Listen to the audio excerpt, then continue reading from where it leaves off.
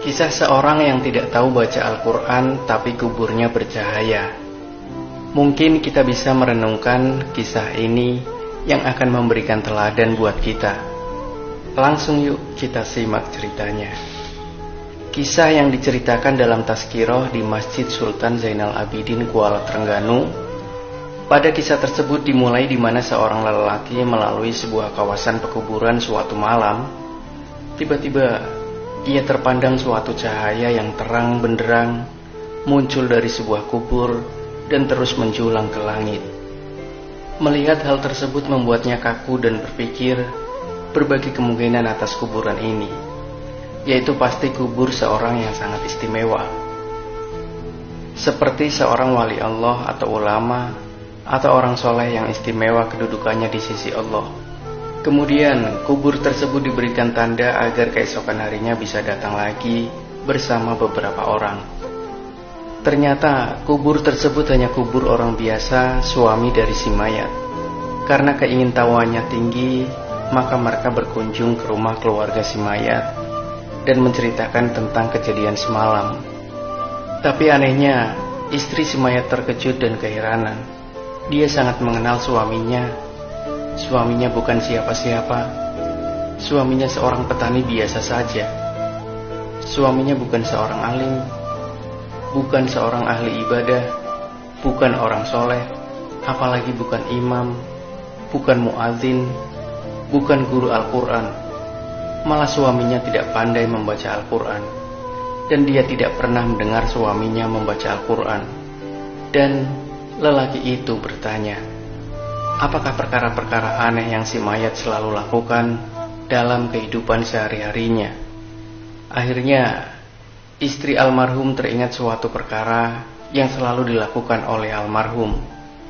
Setiap kali sebelum tidur pada setiap malam, suaminya akan mengambil wudhu, kemudian masuk di dalam suatu bilik, lalu diambilnya Al-Quran di atas rak, lalu dicium dan dipeluknya dengan penuh kecintaan dan kasih sayang. Ia akan duduk dan membuka Al-Quran itu sehelai demi sehelai, seperti sedang membaca. Sedangkan ia seorang yang buta Al-Quran. Dia akan meraba-raba ayat Al-Quran itu dengan tangannya, seolah-olah sedang menyentuh dan membelai sesuatu yang sangat dikasihi. Selain itu, menurut istri almarhum lagi, dia pernah mendengar rintihan dan isakan tangis suaminya yang sangat sedih, mendayu-dayu dengan penuh penyesalan. Tuhanku, ampunkanlah aku, karena aku tidak mampu membaca kalimah-kalimahmu ini. Janganlah engkau hukum aku di atas kebodohanku ini, ya Allah. Wahai kalam Allah, maafkan kesalahanku. Aku tidak mampu membaca kalimah-kalimahmu. Aku tidak dapat bersahabat denganmu. Aku tidak dapat memahamimu. Tapi aku sangat mengasihimu. Aku sangat mencintaimu. Wahai kalam Allah, janganlah engkau mendakwa aku. Jangan engkau menuduh aku di hadapan Allah di akhirat nanti.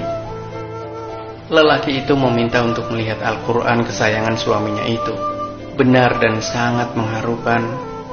Apabila dia melihat naskah yang mulia itu kelihatan lusuh, helaian-helaiannya kelihatan selalu dibuka berkali-kali, dan ada bekas-bekas air mata di kertasnya. Tanda seseorang sering menangis, berjurai air matanya tatkala membuka lembaran yang maha suci ini. Melihat hal seperti ini menunjukkan bahwa lelaki ini sangat mulia pribadinya. Hatinya telah bersatu dengan Al-Quran. Dia sangat mengasihi kalimah-kalimah Allah itu dengan sesungguhnya. Berarti dia mengasihi Allah dengan seluruh jiwa dan raganya.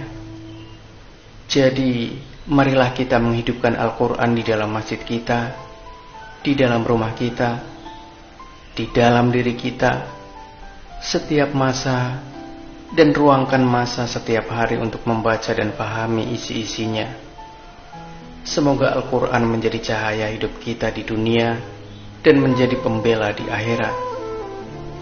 Semoga saja kisah ini bisa menginspirasi dan bermanfaat untuk Anda. Jangan lupa berikan opini Anda di kolom komentar, like dan share video ini. Subscribe channel Ceritanya Taribon karena kami selalu hadir setiap hari dengan menyajikan kisah-kisah yang menarik untuk Anda simak. Sampai jumpa di kisah yang menarik lainnya. Wabillahi taufiq wal hidayah. Wassalamualaikum warahmatullahi wabarakatuh.